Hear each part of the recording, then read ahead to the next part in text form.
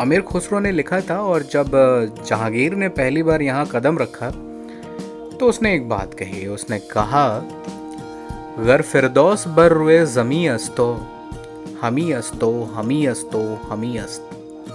फिरदौस मतलब स्वर्ग। आप में से बहुत सारे लोगों ने सुना भी होगा ये।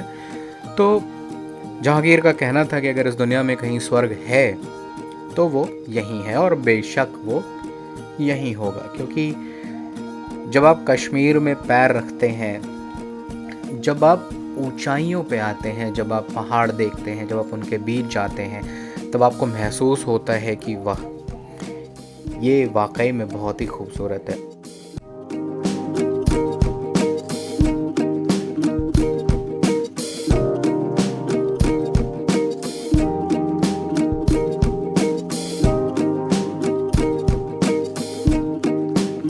तो हमारी यात्रा का दूसरा दिन है, और हम जा रहे हैं आरू वैली की ओर।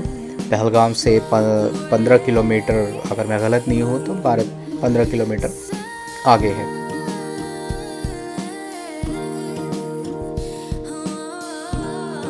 सड़क के दोनों ओर आपको, अगर आप मौसम में आ रहे हैं तो पूरे पेड़ लदे हुए मिलेंगे सेब से।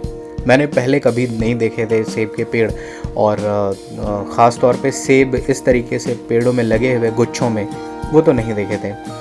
तो बहुत ही खूबसूरत है। इन बागानों में आप चाहें तो कुछ ख़रीद सकते हैं, चाहे ना भी ख़रीदें तो भी आप देख सकते हैं। बहुत ही आराम से आप सेब के बागीचे देखें, और उसके बाद आप अपनी यात्रा में आगे जा सकते हैं।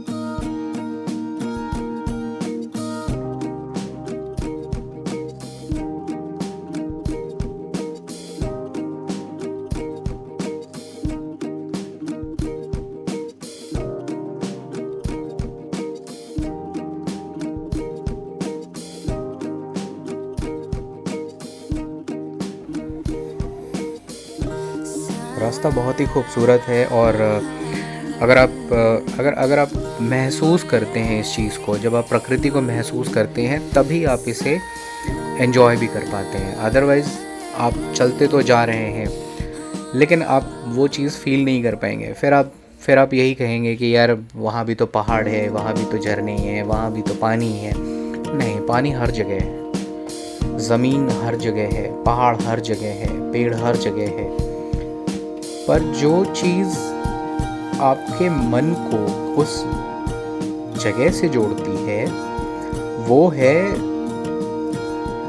आपका उसे महसूस करने का तरीका।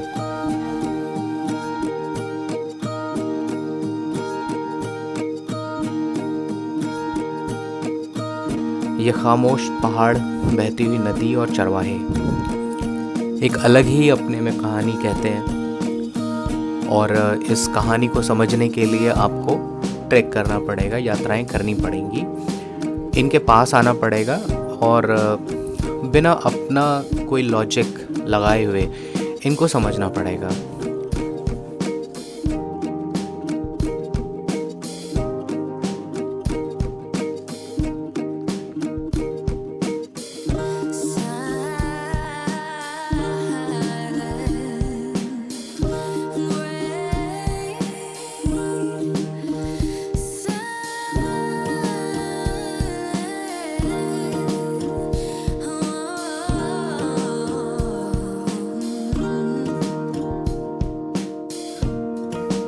तो ये रास्ता जो श्रीनगर से आरू वैली की ओर जाता है, ये अपने आप में ही बहुत खूबसूरत बन जाता है, क्योंकि ये रास्ता लीडर नदी के किनारे किनारे चलते जाता है।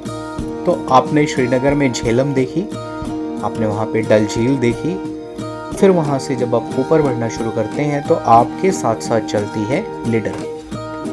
लिडर संस्कृत के वर्ड से आया है जो कहते हैं लंबोदरी।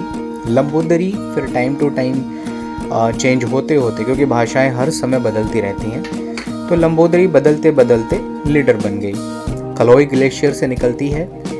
इसका पानी वाकई में बहुत ठंडा है, कहीं कहीं इसमें लोग राफ्टिंग करते हैं, बट ऑब्वियसली आपको गवर्नमेंट की अप्रूवल उसके लिए चाहिए होती है, या जो एजेंट्स कराते हैं आप उनके ही थ्रू कर सकते हैं।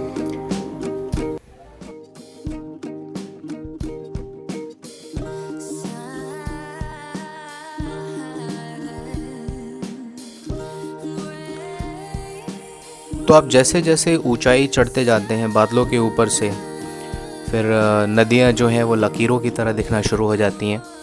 जैसे जैसे ऊंचाई बढ़ती है वैसे ही ठंड भी बढ़ती है, वैसे ही आप पहाड़ों के और करीब जाते हैं।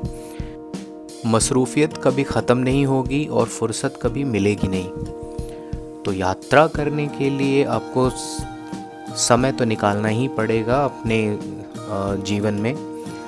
जब आप इन पहाड़ों के पास पहुंचते हैं तब आप देखते हैं कि इनमें एक शांति है, लेकिन इनके साथ बैलेंस बनाती हुई नदियां भी हैं जो शोर करती हैं।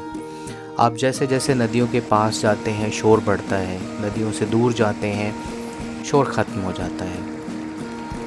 आज हम आरू वैली के आसपास की जो एरिया है उनको थोड़ा देखने के लिए आए हैं, और यहाँ पर ये लिडर नदी बहती है। ये लिडर नदी ही है जो नीचे जाकर उतनी बड़ी हो जाती है। बेहद खूबसूरत बहता हुआ पानी जिसने पत्थरों को काट काट कर एक अलग ही तरीके से तराश दिया है। बेहद ठंडा पानी है। तो आप इन नज़ारों को देखें, इन नज़ारों के मज़े लें। मिलते हैं आपसे ट्रैक के लिए अगले ब्लॉग में।